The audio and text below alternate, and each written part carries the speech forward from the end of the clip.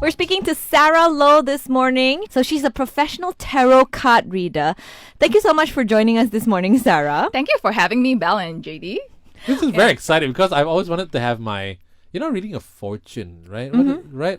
I don't know. I mean, what is tarot card reading? Is it like fortune telling? How does it work? So traditionally, a lot of people think that is fortune telling, but it's actually not. It is something called divination. So compared to fortune telling, divination, right, it is based on the questions you ask. That's why as a tarot reader, right, when I read for clients or when I read at events, a lot of them who are very new to it, they'll sit down and like, oh, tell me my luck, tell me my fate. But I will tell them, I'm a tarot reader, not a mind reader. So you need to tell me the exact questions. Because tarot reading, it only can look up to the next 12 months or the next 1 year because it's based on the exact question. Right. So I should ask like, will I get married this year? Yeah. Oh, really? Yeah. Interesting. Be specific. But why did you choose this career? What actually attracted you to this path? Okay, so there is not like one big reason. It was actually like a series of unfortunate events and also a series of like aha moments. So studying all these, new age practices itself, right? It actually started from way back like 10 years ago. So 10 years ago, I was living in New Zealand.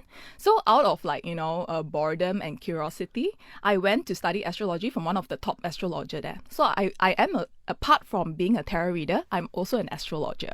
Wow. Okay. So over the period of 10 years, right, because believe it or not, I started as a skeptic. So way back when I was in high school, I think during our high school time, because we are roughly the same age, during our high school time, right, there's this very, very famous feng shui lady master who is an expert in symbolical feng shui. So symbolical feng shui is like you put a water fountain at a corner, then the activate. Yeah. So at that point of time when I was in high school, right, my mother had to buy a lot of things. Then I would scold her. It's like, Mom, you're wasting money to buy all this kind of thing. It really will it work or not? And I was like a pure science stream student. So I was like, it's not logical. So I started off as a skeptic. Yeah. But, over the period of like 10 years, the past 13 years, right, a lot of things happened in my life. And it all was foretold by feng shui masters, by palmists, by tarot readers. So I was like, oh my God, this is so scary. So that is why I wanted to study it. Many reasons. One of the reasons, I am a type who's very, very stubborn. When somebody tell me you cannot do it, right, I just want to do it. So they were in the past 13 years back, believe it or not, I wanted to be a singer. I wanted to be a performer. In fact, I have a master's degree in performing arts because I also wanted to do it. But there was this feng shui master who told me, you're never gonna be a performer. First of all, you're going to be a corporate woman for 10 years, which I was a corporate woman for 10 years. I was working in advertising for 10 years. And then after that, you're going to start your own business. And then after that, right, you will be popular regionally based on like your hao choi. Hao choi in Cantonese means, right, your talent in speech, your conversation skill. And guess what happened? So it is really, really scary. So that's why I was like, oh my God, why is it so freaky? So I started to study. I studied a lot. And then I realized, right, there are many things in life, right, that cannot be answered by books. So books can answer many things. YouTube can teach you many things. But there are always those spiritual questions, for example, that we always ask ourselves. For example, what's my true calling in life? What's my true purpose in life? Who's my true love? Who's my soulmate? Who's my twin flame? And things like that. These are the questions that we always ask ourselves. Maybe during MCO, right, those are the like top questions that everyone asks themselves because they're stuck at home, like reflecting on their life. Yeah. So I find that all these questions, right, no matter how many books I study, how many degrees I have, right, I cannot answer those questions, right? So I started to seek answers, those kind of answers. So it was like a lot of things that happened. Then I realized that, hey, there is some truth in it.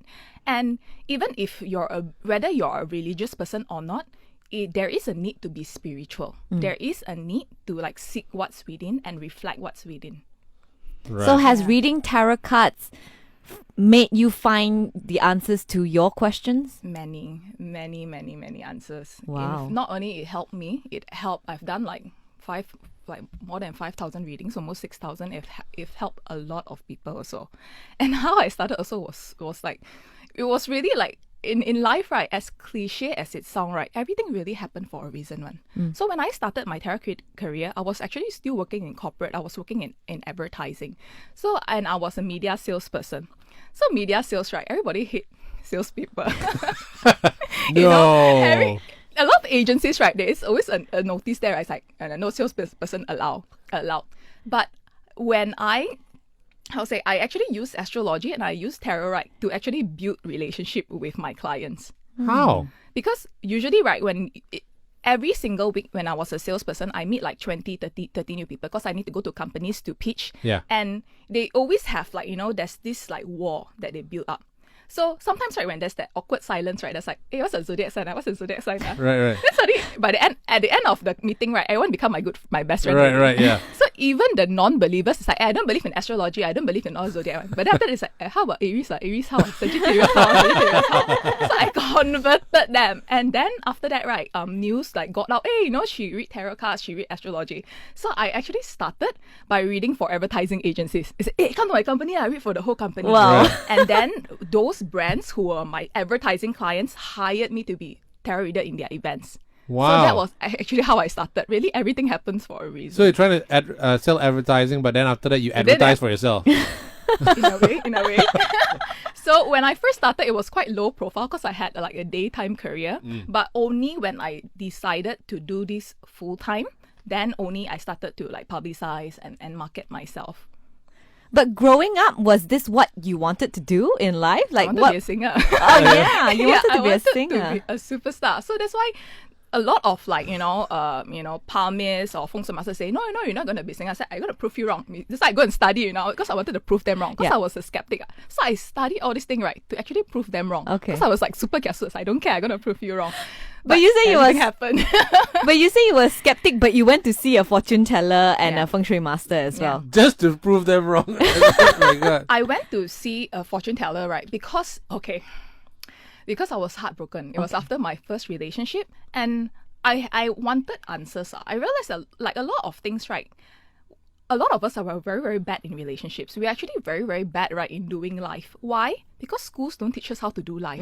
Schools, right, don't teach us, right, how to do relationships. In fact, our parents also maybe was in a blur. A lot of our parents like, oh, you just like that lah, you just like that lah. So a lot of things when we learn, right, I mean, growing up and like, when we're young and dating and getting our heart broken, right, a lot of things, right, it's like, my friend tell me this or something, I try to Google online. But Or in we the learn past- from movies or Yeah, TV yeah. series. yeah. But a lot of, like, half of these are fantasy. The other half, right, it's like, based on this person's experience only. But it doesn't really relate. Like, this person's experience, like, it doesn't really like relate to my experience. yeah. So I was like figuring life. It's like, how come, I keep on like trying to seek for answers. I cannot seek for answers. Okay, maybe I try lah, try fortune teller, see what they have to say lah.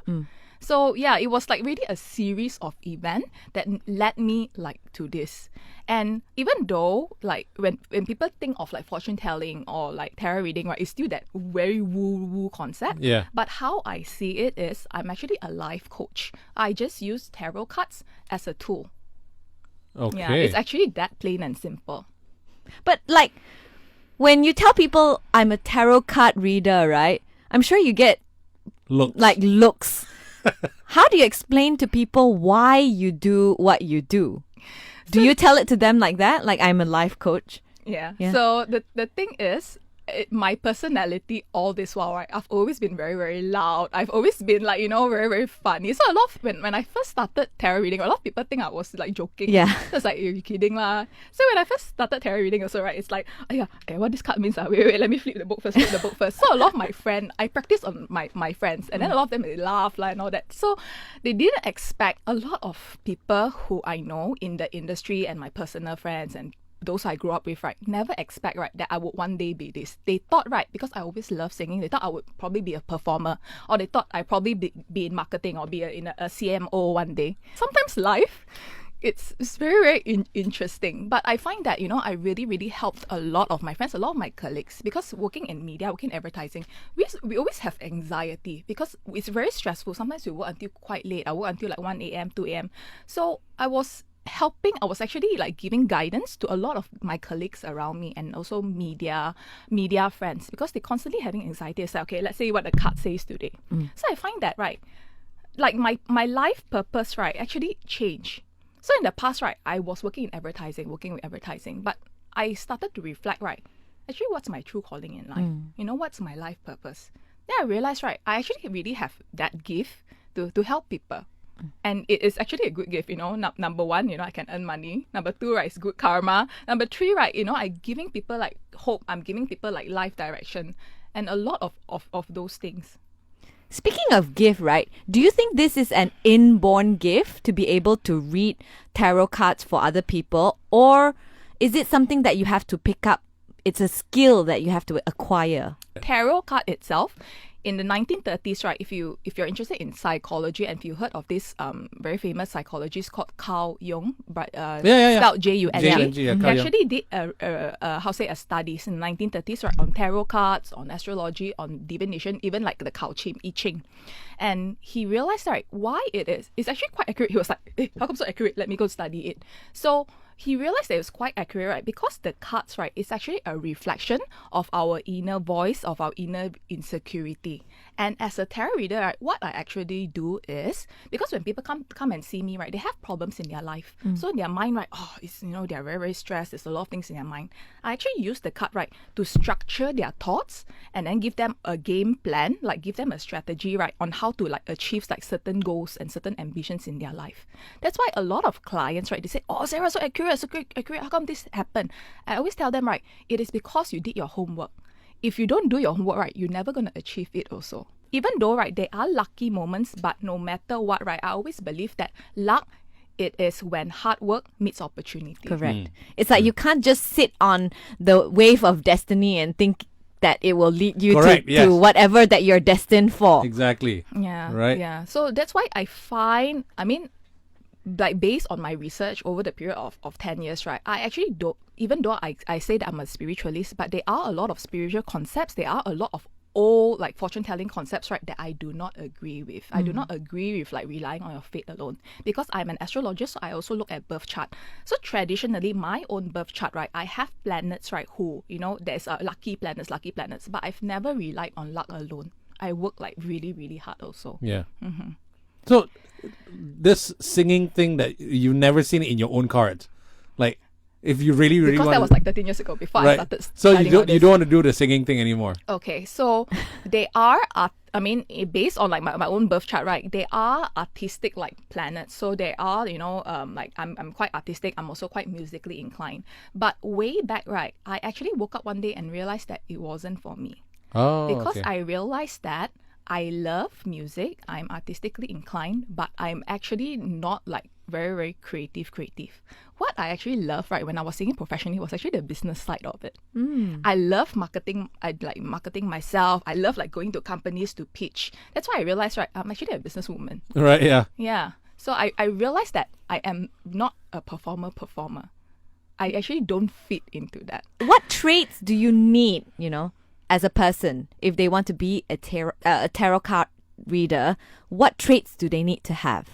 Okay, so it's very, very hard to like give you like one specific trait, because I always believe that everyone have their own like special skill. Even when in the past, right, when I was training media sales person, everyone will develop their own skill. And so, for example, right, like my sales skill, right, it is actually my personality. I will go into a company like, hello everybody, miss me or not, you know. So it was my personality that you know, that made my clients like me.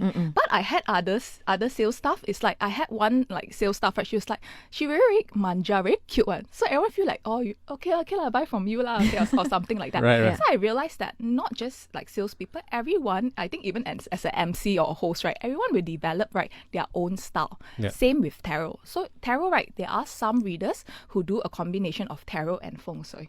So there are some, like me, I use a combination of astrology and tarot. There are some who use a combination of crystal healing and also tarot. And there are some who are Reiki healers, they are yoga or something like that. So there are a lot of them, yeah, there are a lot of styles. So of people eventually develop their style. But from my academy itself, right, because I don't really believe that you need to be psychic, or a lot of people claim that, I've got how to say, my sixth sense is very strong. But everyone have sixth sense. Everyone have intuition. So it's very, very dangerous to just rely on intuition, because people cannot differentiate the difference between intuition and their emotions.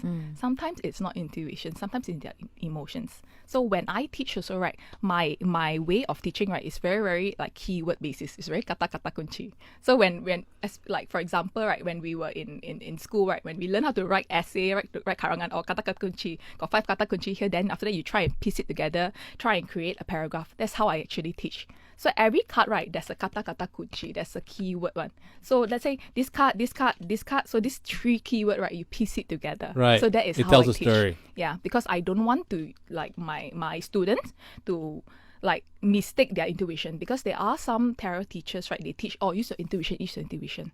But it's very dangerous, because for example, as a tarot reader, right, when I'm in a bad mood, then I give reading to others, right, then I will project my feelings, right, onto the cards, which is quite dangerous and very, very unprofessional.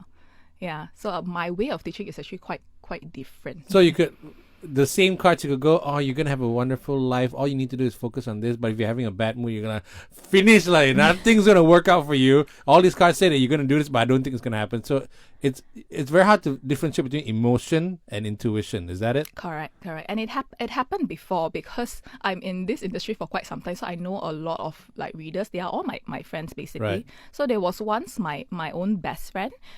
My best friend is actually working in Australia. So she came back.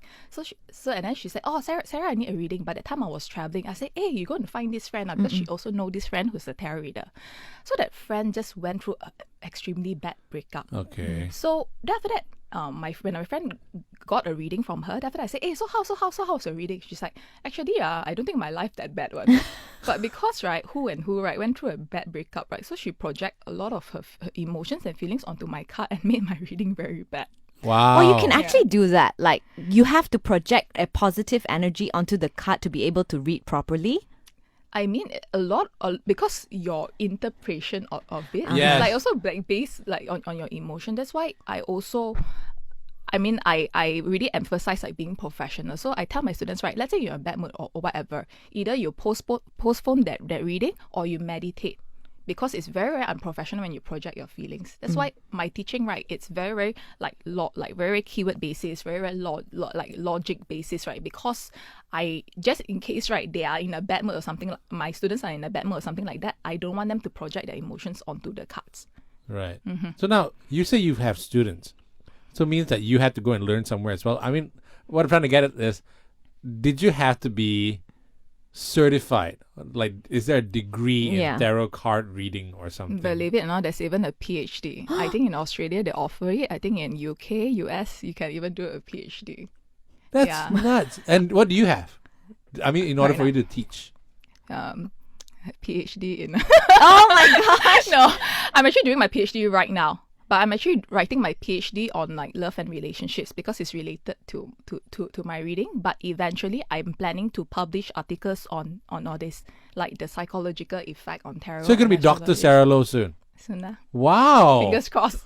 That is crazy. That's awesome. Yeah. Okay. So, but just for the layman, for the person who's probably interested in getting into tarot card reading, do they have to have a degree of some sort, or? No, just an interest. Because really, the big part of the like learning the tarot card itself, right, is memorizing the keywords. Yeah, and all this is practice. So when I was doing like my master's degree in performing arts, right? In performing arts, right, there's this theory called twice behavior or restored behavior, meaning the more you practice, the better you become. So it's the same thing for tarot reading. So in the past, right, because I was working in media, I had a lot of friends, so I had a lot of like guinea pig to practice on, even though they laugh at me lah. But yeah, the more you practice, the better you become. Okay. Yeah, and also I think it's a combination of skills lah. It's a combination of like people skills and empathy and things like that also, because I developed a lot of like empathy and people skills. It was actually through my media, my media and advertising career. Yeah. Because a lot of people ask me, it's like, if you were to turn back time, right, would you prefer, like, would you have like studied psychology? I say yes and no. I think, I have like a big interest in psychology, but then again, right, I wouldn't have like the same like people skill, because even for like psychologists or psychiatric treatments and therapies, right, in order for therapy to work, right, there is two main factor. One of it is you want to change, you want to be better, you want to change. The second one, right, is your trust in your therapist. So a lot of clients trust me because they feel, right, that I really, really understand them. Right. Would you want to take up a degree in psychology now that you've done all this as well? Would it help? I studied so many years of my life already. Okay, so the secret plan is, after I finish my PhD is actually in human communication. Right. So I actually research on like communication, on relationship communication, interpersonal communication. But later on, I do plan one day, fingers crossed, that I want to be a hypnotherapist Wow. also. A lot on your plate, huh? Yeah. How about Very your ambitious. parents? What do they think of this career choice of yours? I am very, very blessed, because I know we are all Asians. A lot of them are not blessed with parents who are very chill. My parents are very chill, very, very hipster. Growing up, right, my parents, right, it's like, whatever you want to be, you it's up to you. Just as long as you're happy, you want to be dancer, singer, farmer, engineer, whatever, as long as you're happy. So my parents never pressure me, man. It's like, personally, it's I own self very kiasu. Yeah, so my parents are very, very supportive. Like, even when I wanted to become singer, it's like they attend all my events, they attend all my shows. So they're very, very, very supportive. Even right now, right, my mom's like, I like what you're doing, because number one, I see that you're very, very happy. And I can see, because my mom sometimes helped me during my events, like to take registration and things like that. And she's like, I can see, right, people, their eyes really light up. And, their aura changed. So she loved that I'm doing what I'm doing, because I'm really, really helping people. Did you do readings for them? On your who? parents? Yeah, all the time. I was like, Mom, the card say you're very lazy. You should exercise, stop eating and playing your iPad. Right. Yeah. Oh, interesting. Now, can you make... I think this is the question that a lot of people have in their minds as well. Can you make a decent living just as a tarot card reader? Like, how many jobs do you get in a year to go to events to read, people's fortune? Yeah. Or So during like this whole like crisis, MCO, right, 90% of industries were affected. But there are actually 10% of my clients, right, who are actually thriving and doing very well. Those industries are IT, cybersecurity, medical line. My doctors and nurses clients are getting scholarships because hospital want to, tie them down. And e-commerce clients, they are getting, offers all over the world. So I would say yes. Like, in fact, right, what I earn right now, right, matches my corporate pay. that's because Back you then. own an academy though, right? But what if you are solely a tarot card reader and, you get corporate work, a little bit of corporate work, a little bit of events work? Yeah. Would that affect so the right pay? now, I had like, several like source of income, and one of it was events. But right now we cannot do events Yeah. anymore. But during MCO, I actually did like virtual event. Like, I actually heard your interview with like Julie Woon. She's also doing like a lot of virtual event. So yeah, I've been doing like virtual events. But a lot of my clients, I actually do a lot, like 80% of my readings, right, are actually done online, because I have 80% of my clients are actually out of KL, Sabah, Sarawak, Johor, Penang, Singapore, and also overseas. And why a lot of my clients are overseas was because I was actually heading a media agency in Vietnam. So I was reading for a lot of expats. Right. So like a lot of like introduction. That's why I have a lot of overseas client. And in fact, I actually charge US dollar to my overseas client. Nice. So I wasn't affected at all, because I was already adapting and adopting like digital mediums and digital platforms to like market myself and things like that. So I that's wasn't you though. really- I mean, you're obviously you're very business inclined. You know how to find different ways and means to do this. But Yeah. if you're just like a regular out of college or out of university girl or boy who like, I'm gonna be a tarot card reader, that's not gonna be able to put food on your table much, right? Why not? Would I think everyone has their market, and don't underestimate millennials now. Their number of followers, right? Right. It's crazy. The thing is, right now, right, it is everyone is so confused right now because we don't know what to be anymore. You know? Yeah. It's like, and a lot of my friends in media is like, hey, our journalism degree are no use already. You know? Yeah. So a lot of people like tell you that, but I always believe, right, just as long as you have a dream, right now, I think the keyword right now is pivot. So for example, I used to do traditional one-on-one in-person readings. So how can you pivot? How can you market yourself? It's like at that moment, right, you just like think, think, how can I pivot? How can I like still reach out to my customer in like moment of crisis or anything? So that is why when actually, to be honest, right, tarot reading is a very traditional art. It existed 400, 500 years ago. Yeah. In fact, right, it will still be very, very popular 400, 500 years later because, right, everybody will always have problems. Yeah. Problems will never be solved one. So that is number one. Number two, right, you just need to disrupt. How I so-called became popular in Malaysia is because, right, when I came back to Malaysia, I disrupted. And because way back, right, all this while I already had a social media following because previously I was singing, I was also blogging actually, so I already had my following. So I was like, okay, like why not like this like promote myself on social media or something like that. So it was a lot of like try and error.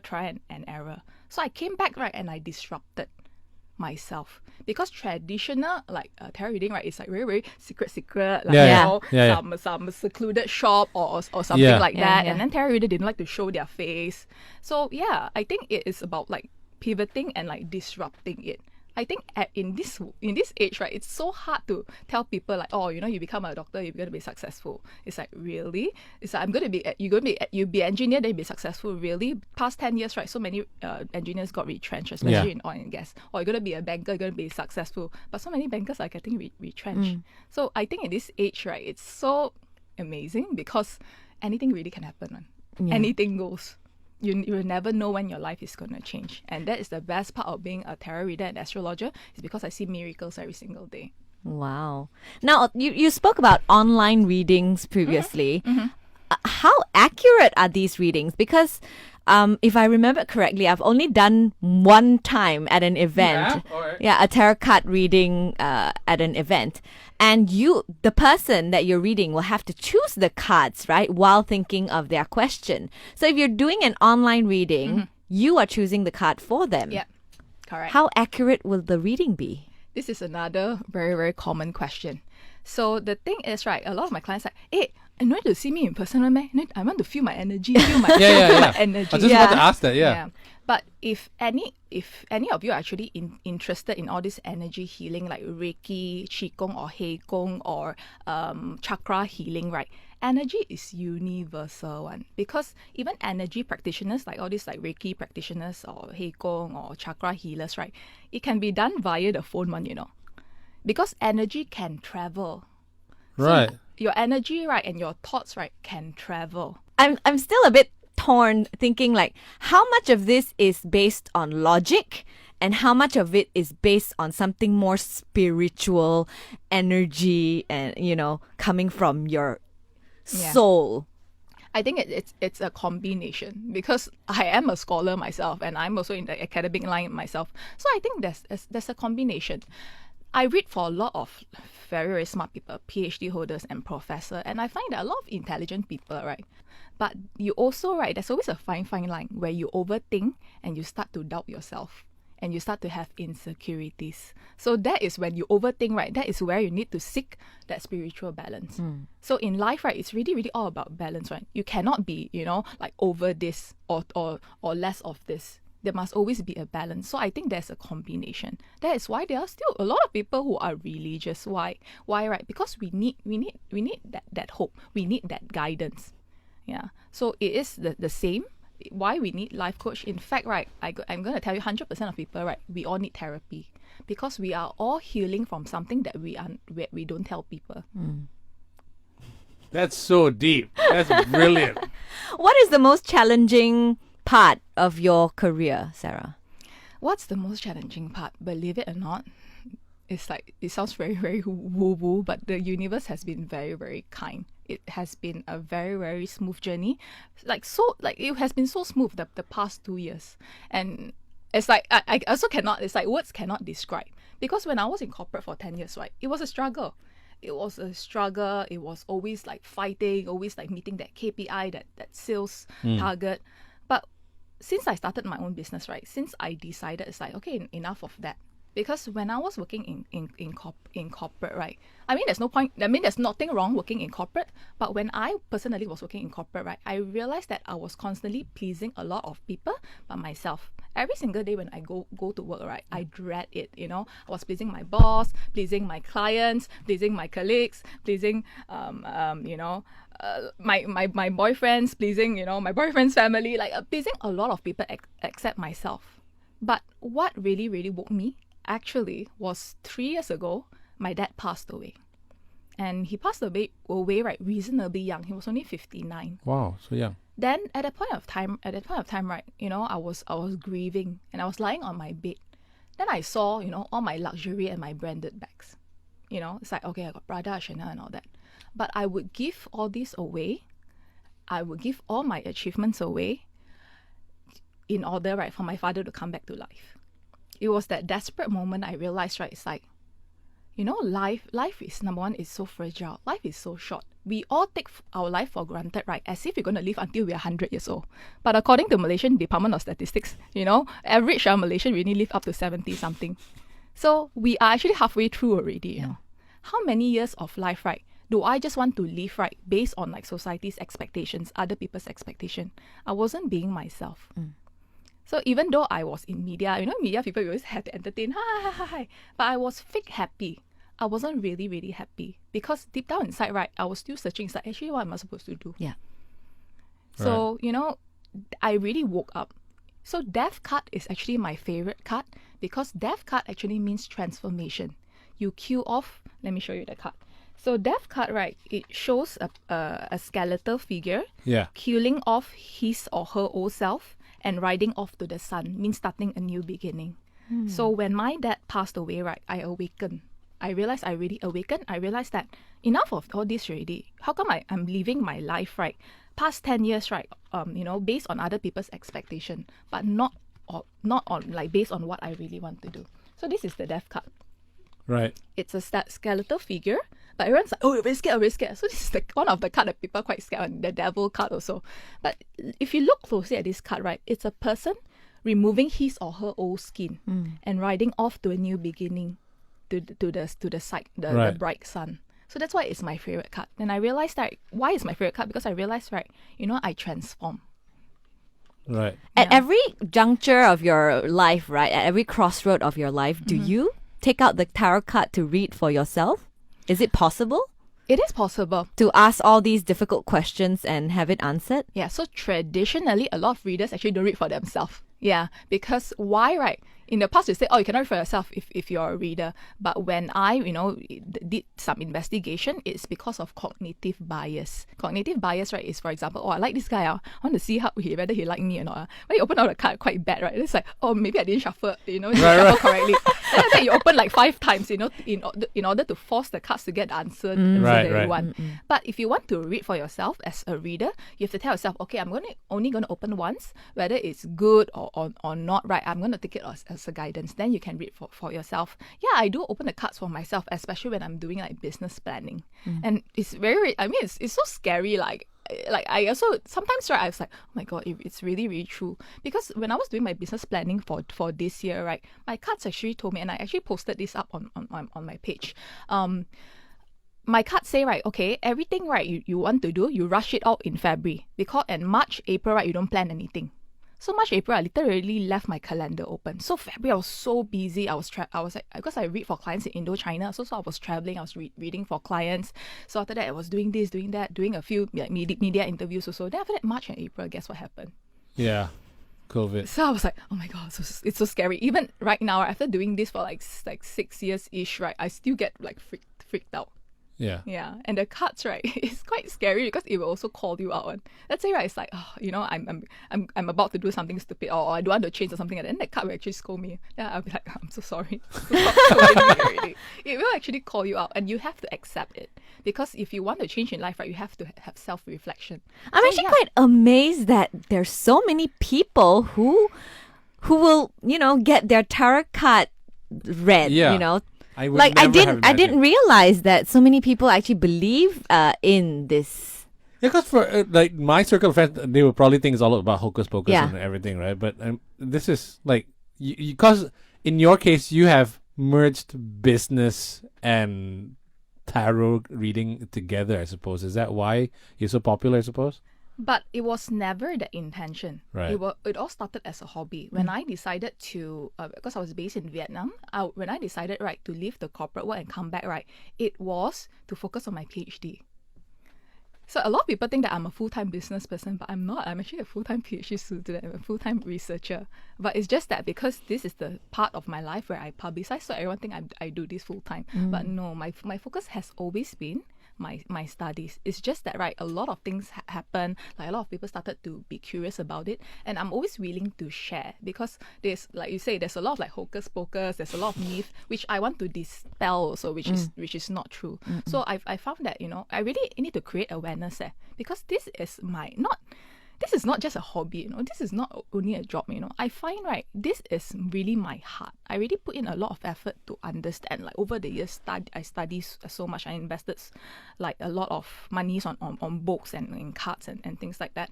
And I find that, oh my God, this is actually my legacy, man. So I realized that this is actually like really my higher purpose. It's really along the way kind of thing. You never like, okay, I'm going to do a business like that. It wasn't like automatically. Right. So the intention to come back to Malaysia, right, was actually to like, you need to follow your dream. And I always wanted to do my PhD because I'm a hopeless romantic. That's why I'm writing about like love and relationship. Yeah. So yeah, it was always about like my dream. It's just that, right, like really everything like fell into place lah. Yeah. Well, there are a lot of uncertainties during this pandemic and all that. Did you get much more requests for readings during the MCO?